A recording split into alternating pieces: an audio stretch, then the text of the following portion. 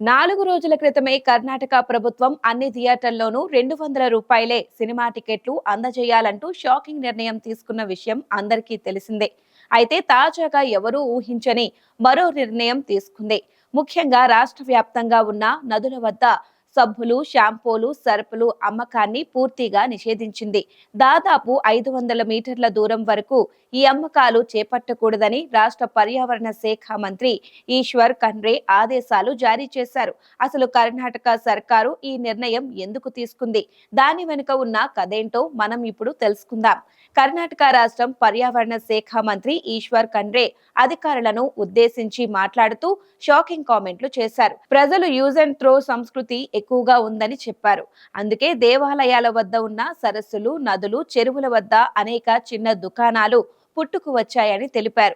రూ. 5, రూ. 10కు చిన్న చిన్న సబ్బులు, రూ. 2కు షాంపూలు విక్రయిస్తున్నారని వివరించారు.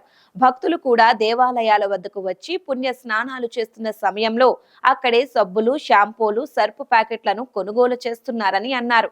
నదుల్లో స్నానాలు చేసి వాడిన సబ్బులను అందులోనే పాడేస్తున్నారని మంత్రి ఈశ్వర్ ఖండ్రే వెల్లడించారు.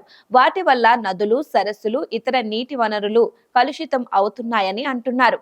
ఈ క్రమంలోనే 500 మీటర్ల దూరంలో సబ్బులు, షాంపూ కాలుష్యానికి కారణమయ్యే ఇతర వస్తువుల విక్రయాలు చేపట్టకుండా చూడాలని అధికారులకు ఆదేశాలు జారీ చేశారు. అంతేకాకుండా భక్తులు స్నానాలు చేసిన తరువాత తమ బట్టలను నదిలోనే పారేయకుండా చర్యలు చేపట్టాలని అధికారులు సూచించారు.